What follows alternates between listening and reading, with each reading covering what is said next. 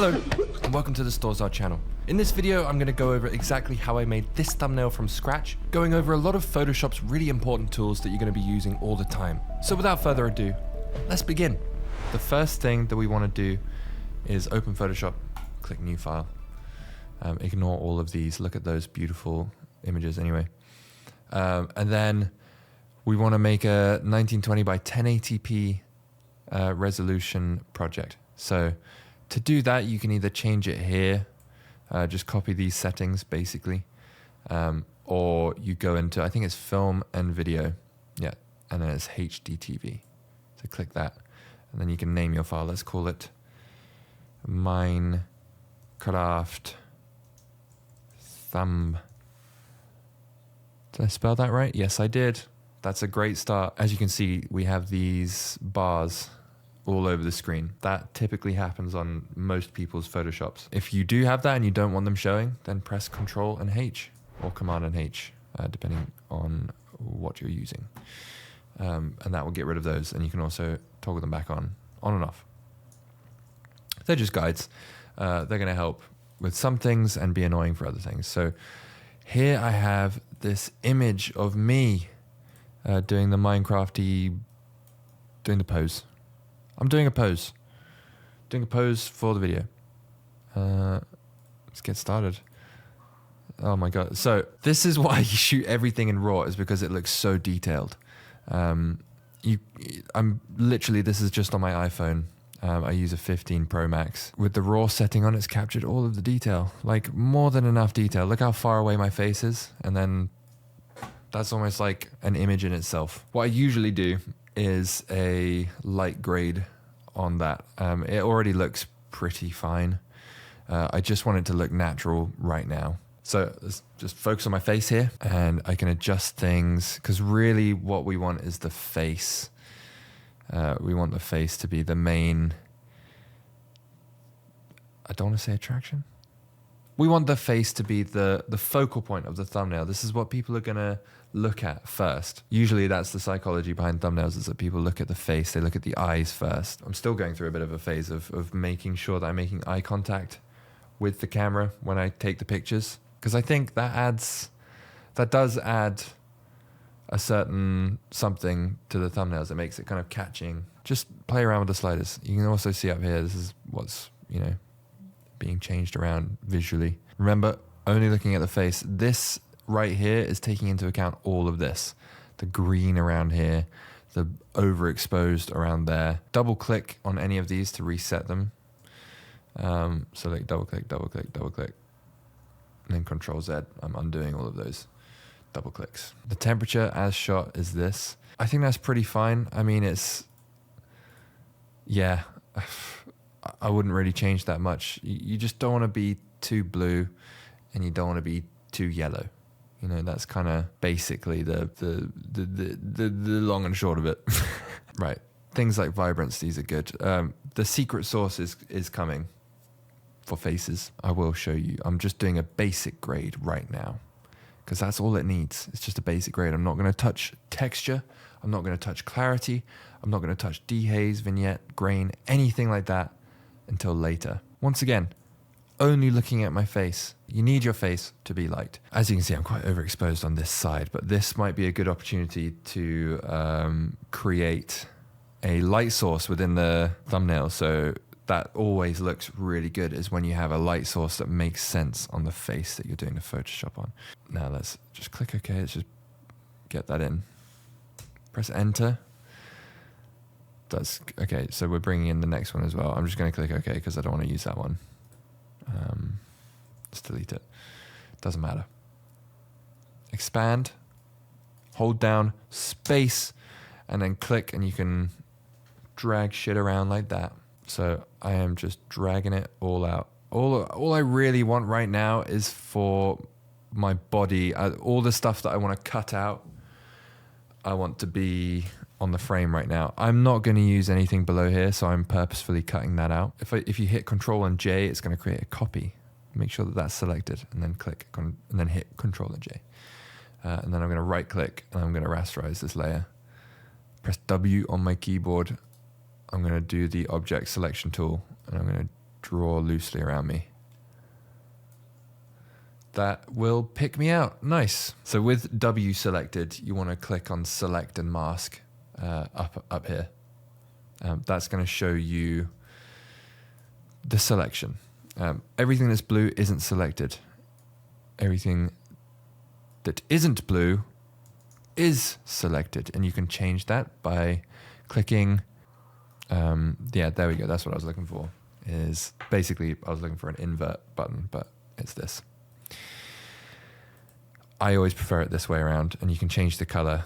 Red is also a really good one because it's quite easy to spot. Green as well. Green, something that's just easy to spot against the skin tones and all that kind of stuff. So let's zoom in. Let's just get all of my ear back.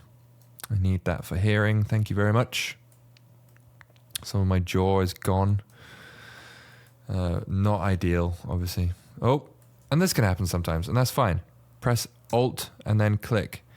When you hold down the Alt key, it will start doing the opposite of selecting. It will start deselecting. So anything that we don't want in there, we hold down Alt. Now, I'm going to go up here to the Refine Edge Brush tool. We want to go around the hair and just kind of, you see these bits here that need that. You can clearly tell what needs it. Now, luckily I have a background that's going to allow me to do this, but like, look here, that's going to start really messing with the stuff we've just deselected there.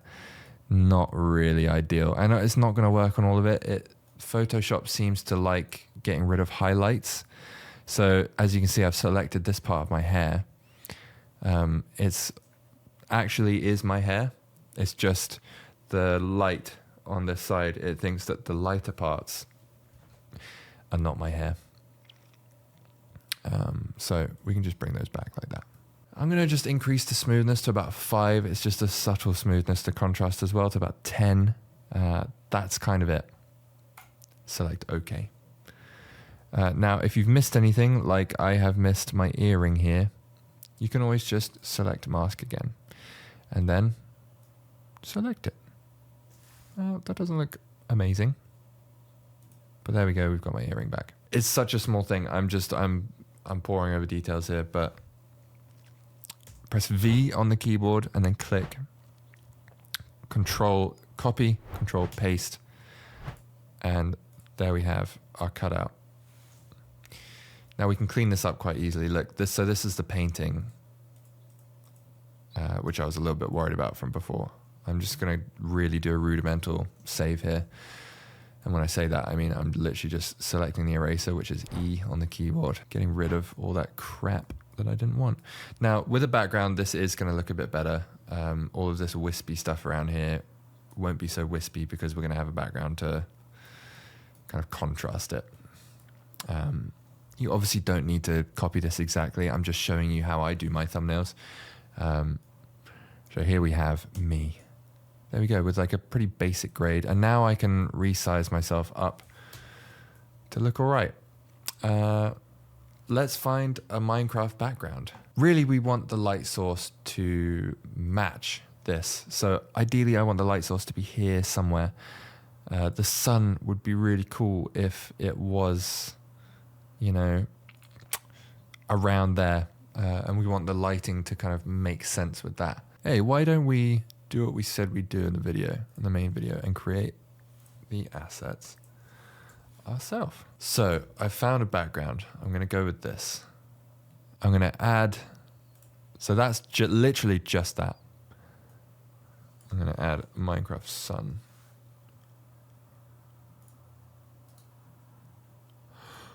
Nice. Oh, I'm tired. Okay. Minecraft sun there. I'm just going to have it be one single block.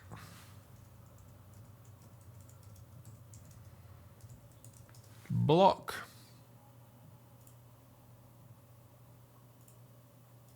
That's 3D looking, isn't it?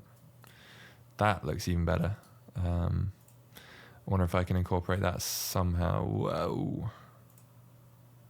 Well, that looks amazing. All right, we got some cool looking blocks. Ah, that looks even cooler. All these assets. let's press remove background. Ba-da-ba-ba. Now, I don't like it when Photoshop does this, so I'm going to convert to smart object and then rasterize, and that gets rid of all of that. Now let's see. That's good. That's good. The sun. We want to get rid of that blue background. And there's a few blending options we could perhaps choose from. Let's just play around with them. And I think that one's the one. Lighten. That looks pretty good. I'm hoping that makes sense, because if you look at where the light's coming from there, it's making sense on my face. I think that looks pretty cool. Let's call that sun. Call this block. And then let's create a... what are we going to create? I'm just going to move all this stuff in here. Nice and tidy. Here we go. I'm going to create a shadow below the block. Now, question is, we want the shadow to soften. I'm just going to do something like this. Oh, it doesn't really matter like where I'm going on the outside there. It's this bit that matters. I'm going to do that G, which creates the paint bucket tool, and then click that in. Obviously that's in front of me. It should be behind. All of this is actually behind me except the sun. Now let's get the eraser out. That looks fine. What I am going to do is click on opacity here and then scroll wheel down.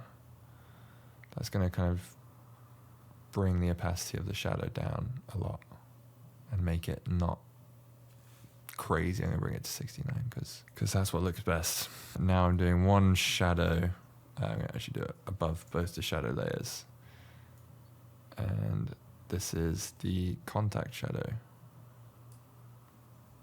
which could otherwise be called ambient occlusion in the gaming world.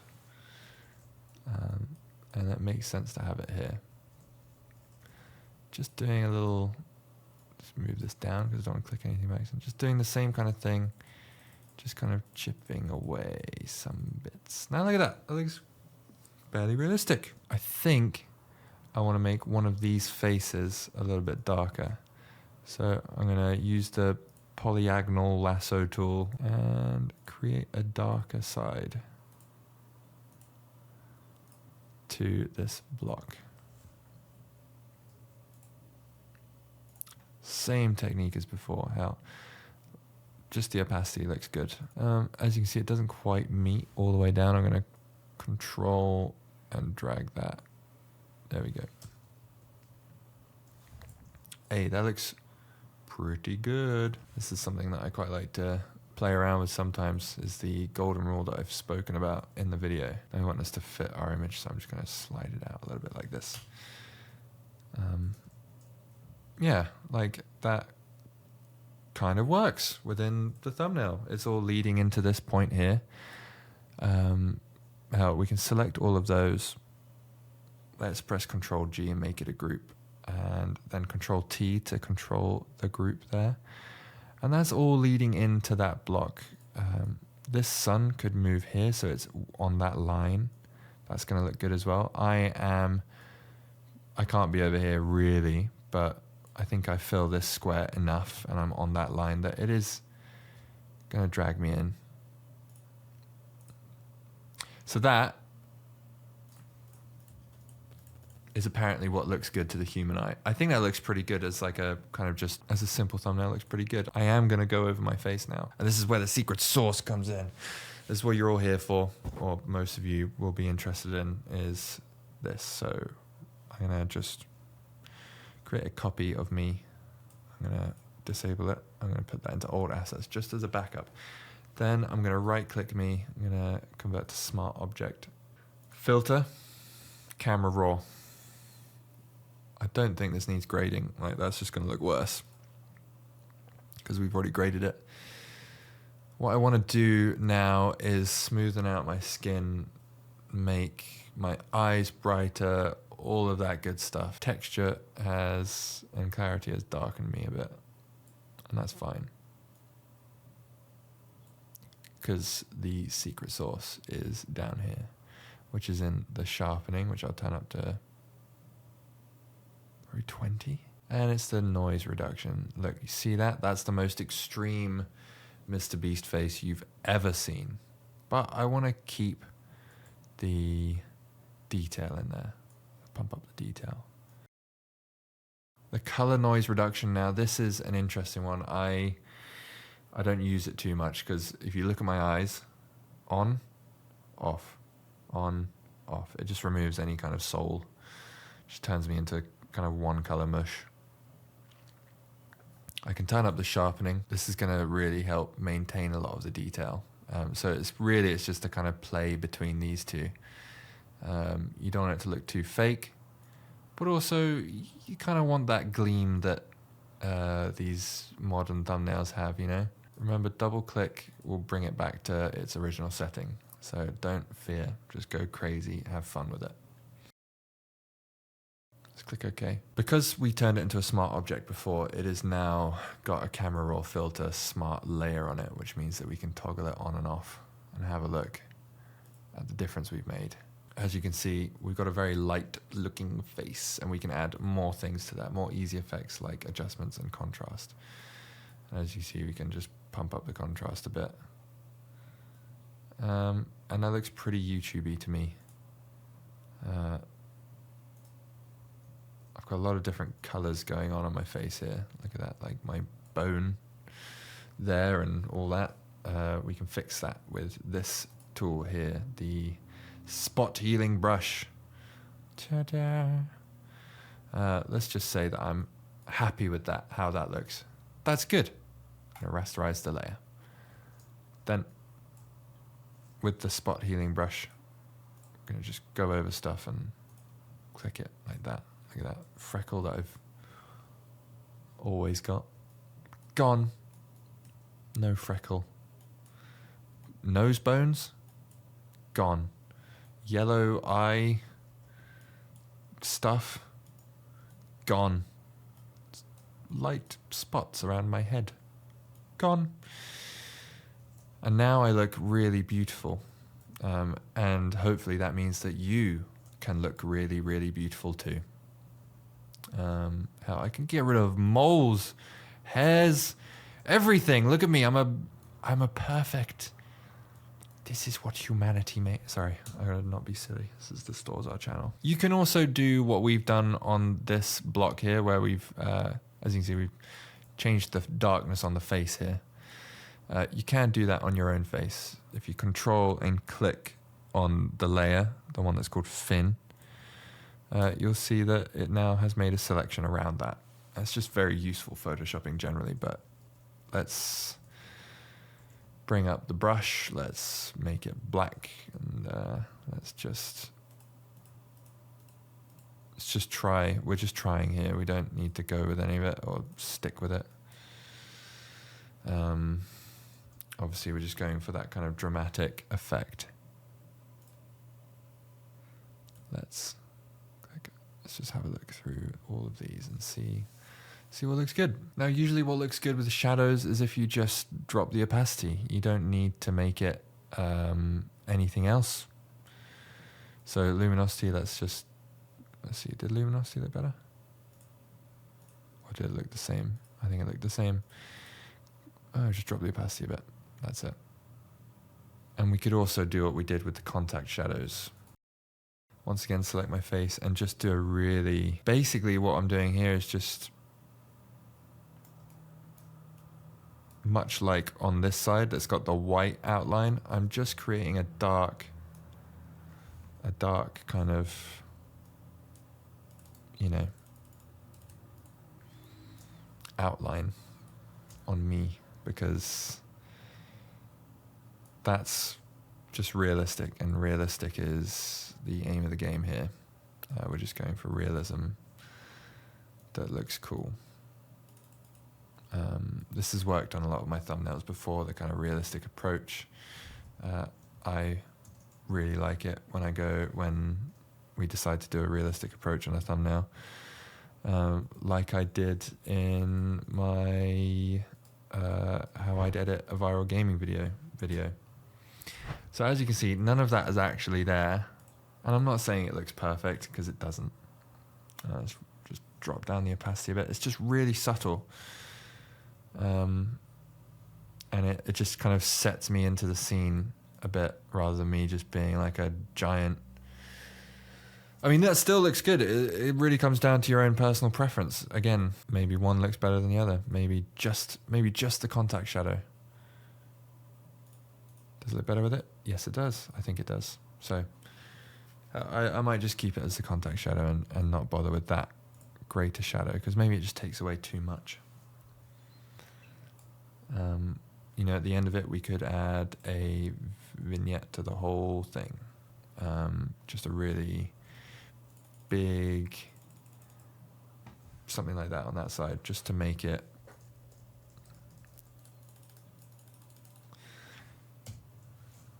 it just feels more like a camera, I think. You don't have to do that, but it's also going to add to this rule, which is nice. We could, let's see, let's just add more realism.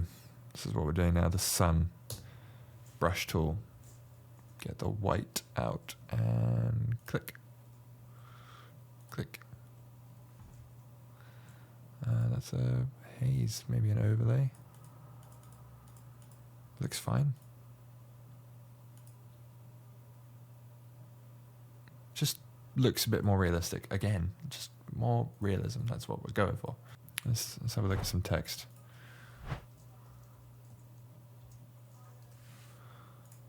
One block. Oops, that's not capital. Remember, the beauty of this is that if we wanted to move the sun, but we didn't want to move the glare, we could lock the glare by clicking this lock button here. And then now we can move the sun back to that place there. Now that makes more sense, because I want to be able to move the text and not worry about damaging the glare. Oh my god, the buttons in Photoshop sometimes just don't do the do. One block. Let's say that we wanted to copy all of those text effects. We click Alt, hold down Alt on the keyboard, drag from Effects, and put it on top of one. It's quite easy to make an arrow in Photoshop, like a simple one. New layer. A layer, let's just preemptively call it arrow. Press B on the keyboard and let's drag it real far down. Make sure that the smoothing is up to like 100%, maybe 75. Make sure you press enter when you do anything like that. Then we're going to make the hardness 100%, enter. Okay, so the flow is lower, 100%, enter. Let's do it down here just so we get a clear idea. So look, just want a nice curve. That smoothness is going to add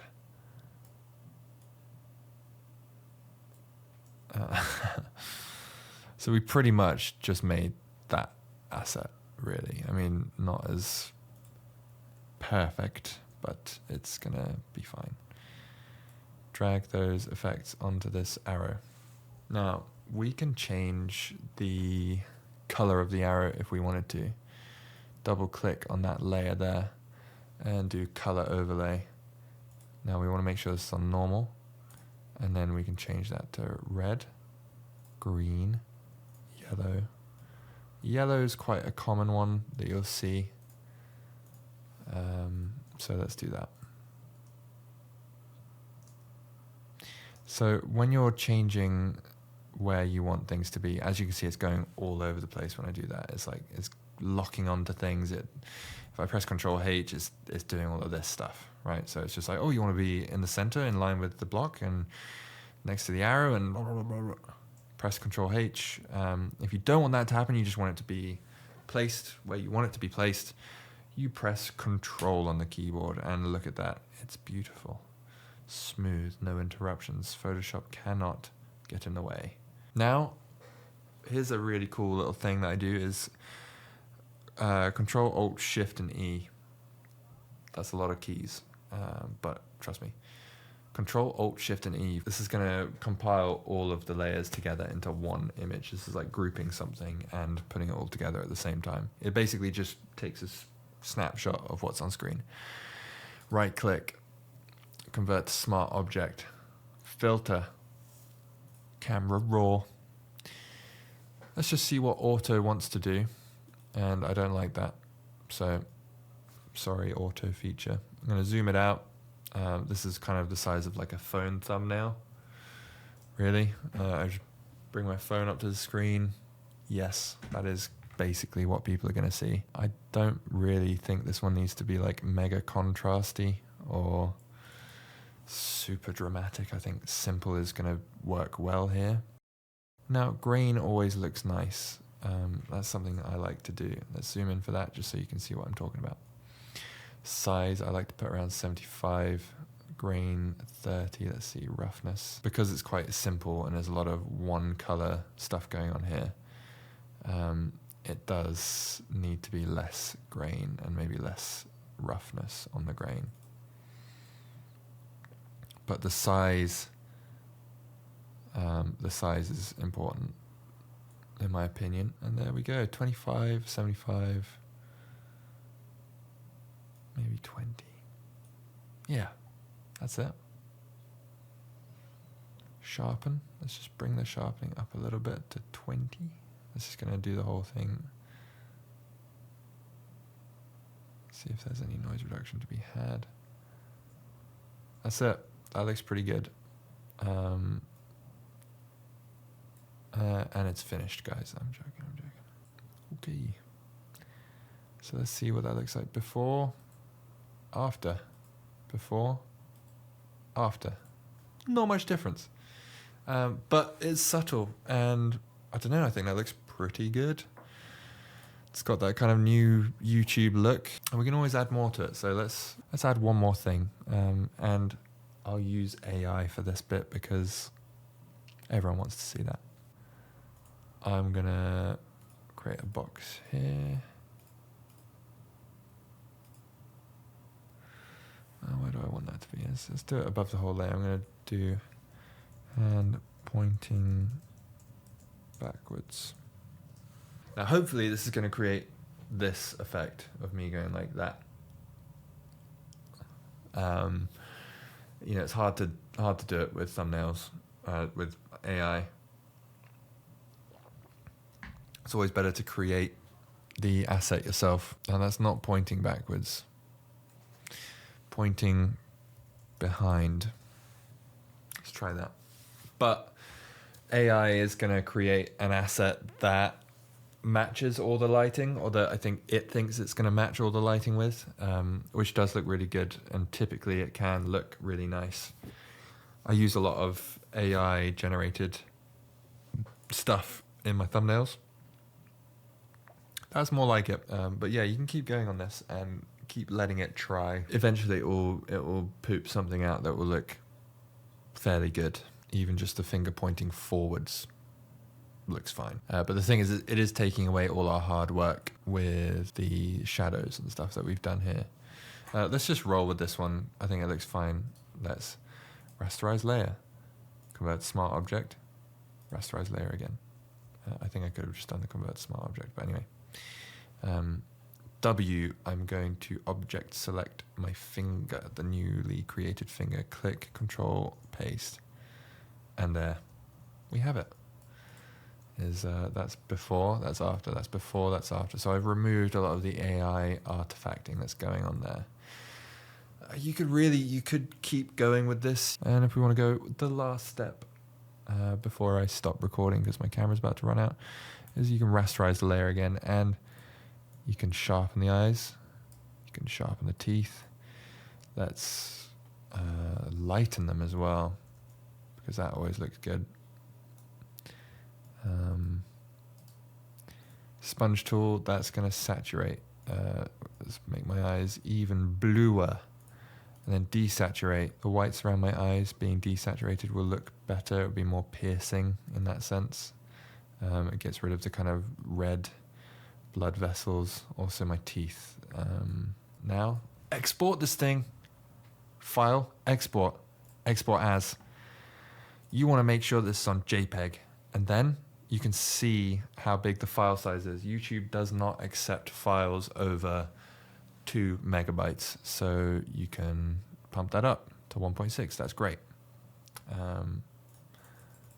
There we go. You can make sure that it's got everything you want in it, all the grain and all that stuff. I don't typically change any of the other settings. I just export. That's it.